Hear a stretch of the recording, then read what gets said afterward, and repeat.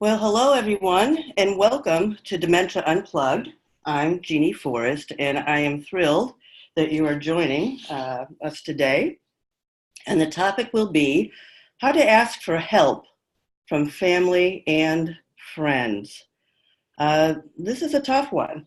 As a family care provider for my mom with dementia, I can still remember how difficult it was on my behalf to ask for help. I was a healthcare provider. I felt like I needed to know everything, and it cost both my mental and physical health. So I'm hoping to share with you some of the helpful hints that I've learned as a family care provider, and as well as now as a professional and a consultant working with many family caregivers along the way.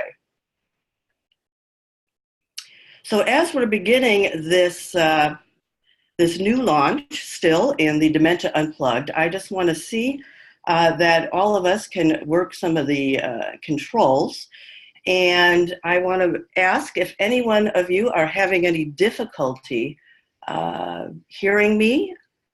So I am going to unmute you. And there's a control panel towards the bottom of your screen that you can work with. So I'm going to unmute all. And you let me know if you have any difficulty hearing me.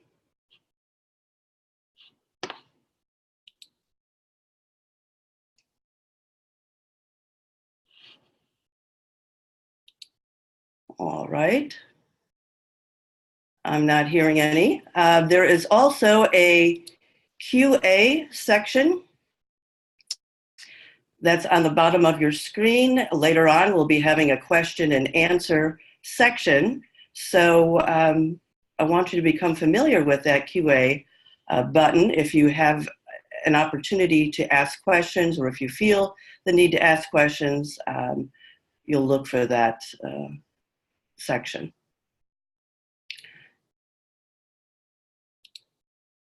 All right. So let's get started. And I want to begin with a recorded message from our president of the Dementia Society of America, Kevin Jamieson. Welcome. Please listen to this important message from the Dementia Society of America. All content, including any potential medical information, is provided as an informational resource only and is not to be used or relied on for any diagnostic or treatment process. It should not be used as a substitute for professional diagnosis, care, and treatment. Please consult your health care provider before making any health care decisions or for guidance about a specific medical condition. The opinions expressed and the content shared by Dr. Forrest are not necessarily the opinions and content of the Dementia Society of America. Thank you.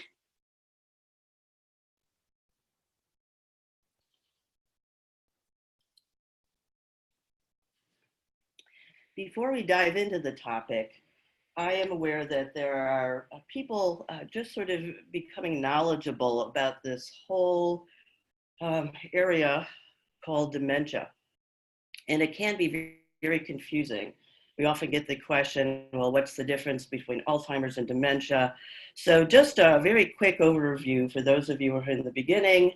And it's always a good reminder to those of us who have more experience. But in general, what I'm showing is a slide with a lot of information that you could look at later. But the overall message is that dementia is an umbrella term. Dementia in itself is not a disease, but think of the word like cancer. There are many different types of cancers: breast cancer, prostate cancer, a variety. And there are over 70 different types of dementias, with Alzheimer's dementia or Alzheimer's disease dementia being the most common here in the United States. We can have a mix of dementias, but the others that are leading in the United States are vascular dementia, Lewy body, frontal temporal dementia. So I'm going to be using the word dementia sort of just as an overview and an umbrella term. And almost all of these concepts that we're going to be talking about on Dementia Unplugged relate to every form.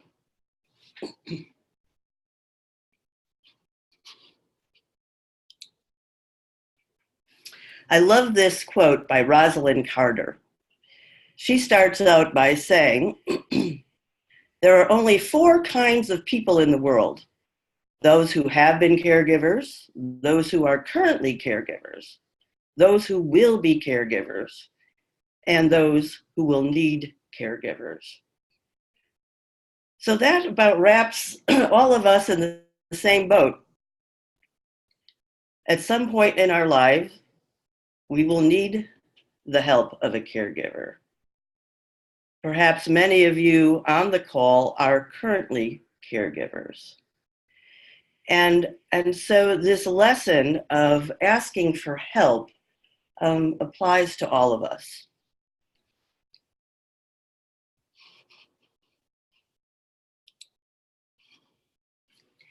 Because the problem is we often wait too long and a crisis evolves. So I just want to start out by acknowledging the elephant in the room, that asking for help is not easy. It's not for any one of us. And so with that sort of framework in mind, my hope is to explore different ways that it can be a little less challenging.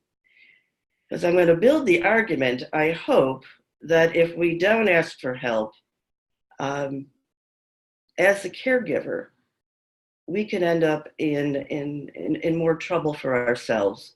And then we're less able, and we're less available, and we're less compassionate to those we need to care for.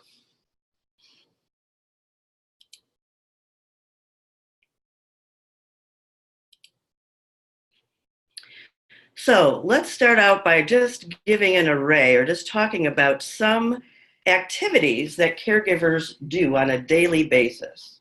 Now, remind you that this is often outside of one's perhaps other family responsibilities, if you're a younger family, or if you're caring for a spouse or partner with some form of dementia. You may have younger children, not to mention you're maybe working or trying to work full time. So imagine caring for someone else with the need to track medication, help with eating, shopping, medical appointments, laundry, legal decisions, transportation, help with dressing. There may be a pet involved. Cooking, concerned about safety, need to help bathing, toileting, house cleaning, paying bills, emotional support. And that doesn't cover all of it. So this to-do list can become incredibly overwhelming.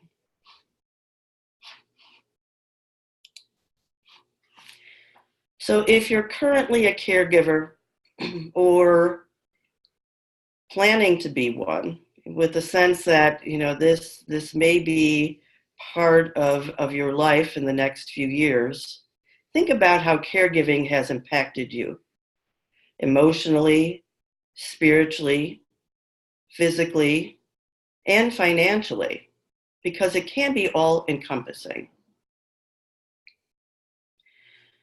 Now, my intent is not to make it all doom and gloom, but I want to, point out some of the difficult facts. That's why we're here. That's why we're having these discussions, because it's not all, neat and tidy. It can be messy. However, together, in our discussions, we can help each other so that it does not have to be so overwhelming. And I wish I would have learned this years ago. So I'm here to kind of help you and current caregivers and the information that I learn from my private clients who are caring for their loved ones. I come to you with this information because I learn from the people I care for, and they help me in helping you.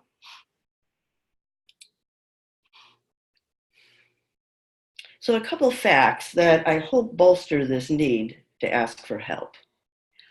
There's a great website called National Caregiver Alliance, and their most recent data from 2015 show that caregivers in the US, 1 in 6 are working full-time or part-time while assisting for the care of a family member, relative, or friend. 70% of working caregivers do suffer work-related difficulty due to their dual roles. Many caregivers feel they have no choice about taking on caregiving responsibilities, about almost 50%. Female caregivers are more likely than males to make alternative working arrangements, and they often take less demanding jobs. Think about this. The average caregiver of a recipient who's 65 years of age or older is 63 years of age. 63. The toll of caregiving on caregiver health does worsen over time, or I should say it can worsen over time. Our role here is to help that not happen. Caregivers report fair to poor health increases from 14% in their first year to 20% after caregiving 5 years or more.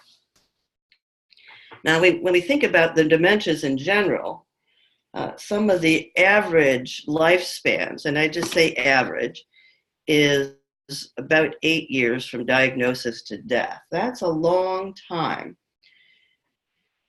And it can be longer. So the idea here is we're preparing for a marathon of caregiving. We're preparing for a marathon. Because if we don't, what I hear and what I experienced is the distress of depressions, guilt, helplessness, despair, frustration, overload. That's a lot on one's plate.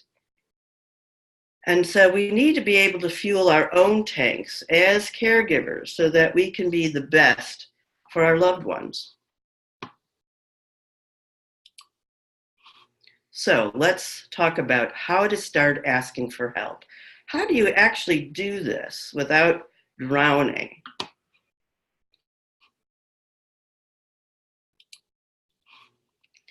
So I'm going to encourage you to maybe start this the low-tech way. Take out 3 pieces of notebook paper. On the first one, you're going to write down all of your caregiving responsibilities. No order of hierarchy, just go, just write. So, for example, wrote down transportation to medical appointments, cooking, laundry, grocery shopping, medication management, keeping the person company, hands-on care.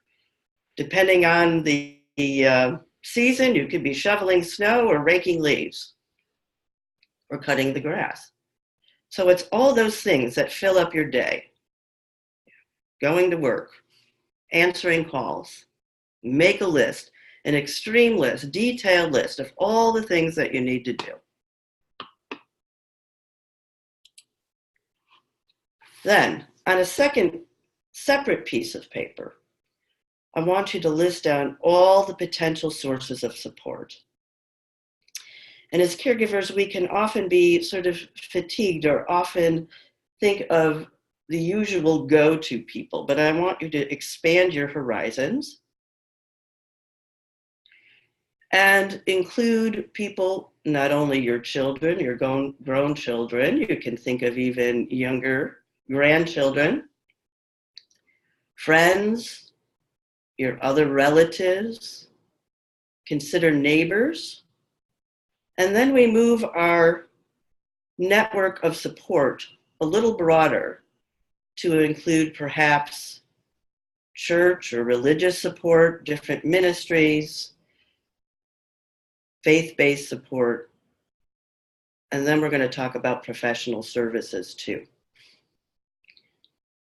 So the idea here is we're going to start expanding our network of support, because it does, not to sound cliche, it does take a village to care for someone with dementia, and that's okay. It's really okay. I see people, like we said earlier, trying to do it all themselves, wait too long, and become ill. So start early. It's not a sign of weakness at all to ask for help. In fact, it's a sense of self-awareness and sort of self-knowledge and knowing your limits. The third page, the third piece of notebook paper, is where you begin to kind of do the matching, having a sense of what task might, and I say might, work well with the areas of support. And then you take the time to call and ask for help. This is probably the most time consuming. I've had other families actually ask a loved one, another loved one, to do the calling for them, because this might seem quite a challenge and a burden on your energy level. But whatever works best for you, and if you have that support, use it. Here's something. Do not assume that people know what you want or need. I had it in my head that, well, of course, if my family loved me, they would know what I need. They would know the kind of help I needed with my mom. They could see that I was struggling. Well, sure enough, they didn't. People don't know. They might say something like, well, call if you need help. And I found myself becoming resentful because I thought they could read my mind. And so you're in this sort of vicious cycle. And what I learned is that people really didn't have a sense of everything that I did on a daily basis. And so if I would have started earlier, I could have had more assistance. So asking for help sounds something like this.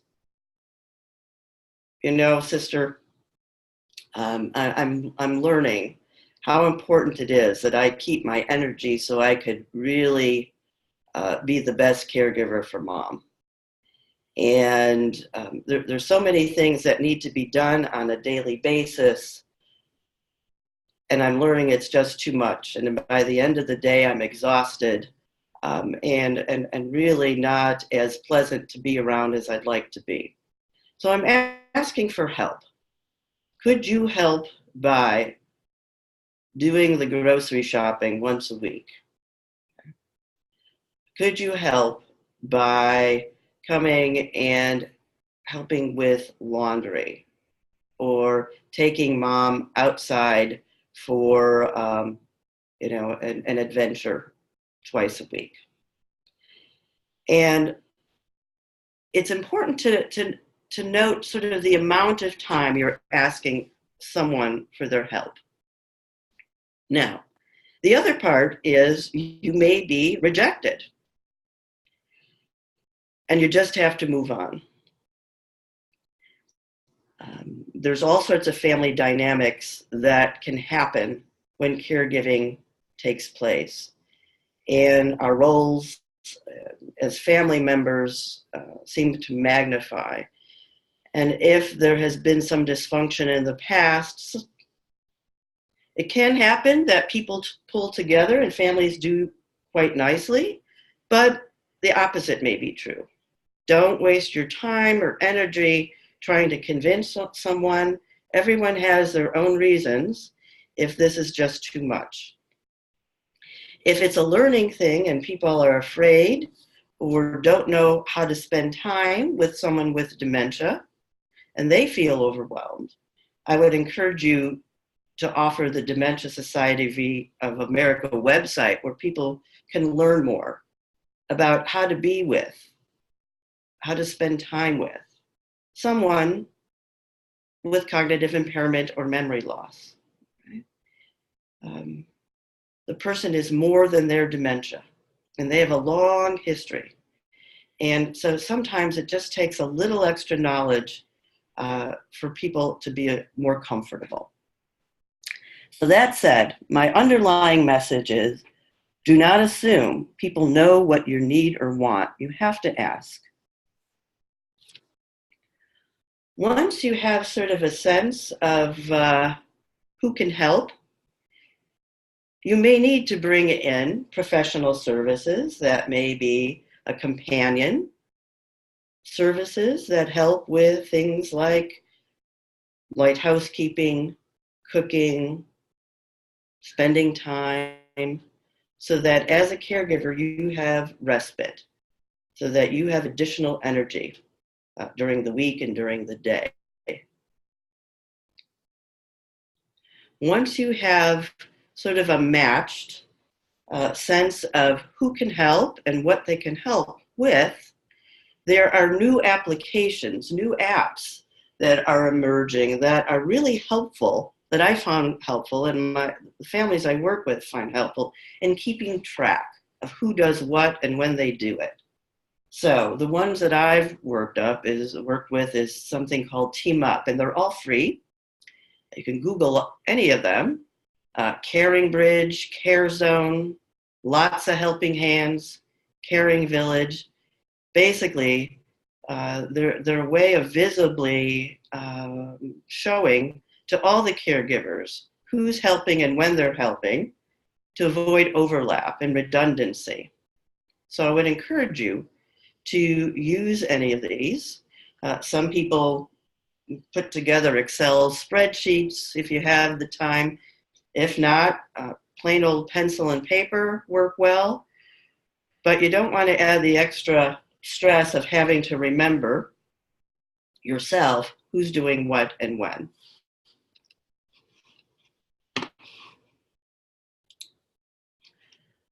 Additional areas of support that I have found useful are really to go to your local chamber of commerce.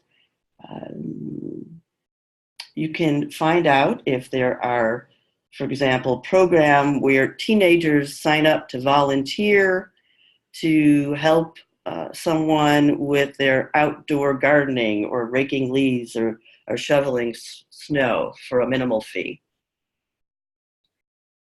There are citizen advocacy groups that help with seniors in terms of legal support, asking additional questions if resources, financial resources are a challenge.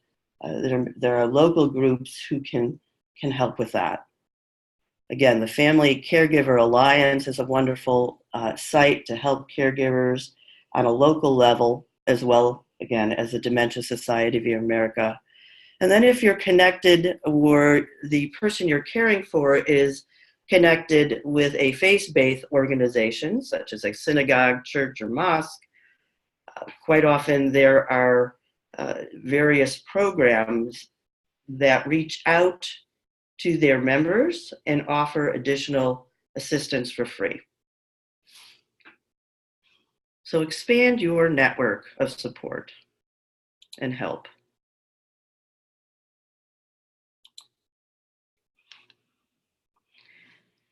So I'm hoping this avenue, the way of just connecting your broader areas of support to all the tasks, to matching, is one way to help you not feel overwhelmed, to not help you feel, or to help you not feel like you're drowning. Because while we are waiting for the cure for many of these dementias, all of these dementias, we're still learning to care. And that care includes not only the person with the dementia, but we're learning to care better for ourselves.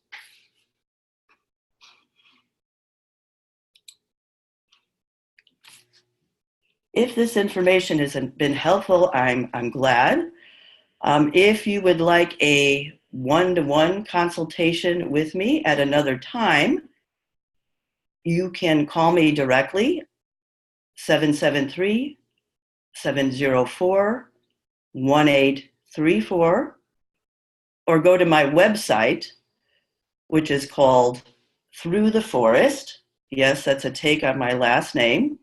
And Forest has 2 R's, so it's throughtheforest.com with 2 R's. And we could set up a separate time. But at this point, I'm going to be moving on to listen to your questions so that we can have a dialogue. And I especially want to thank the Dementia Society of America for allowing this webcast to take place. It's an all volunteer-driven organization. And if you wish, there is information on the slide for Dementia Society of America, dementiasociety.org, where you can make a donation. And on that note, I'm going to move it forward and end the recording because it'll be your time to ask questions. Please just say your first name. We want to maintain your confidentiality. So I'm going to stop recording now, and we will start either by chat, and we'll start that first, and then we'll go on to your verbal comments. So I'm going to stop recording.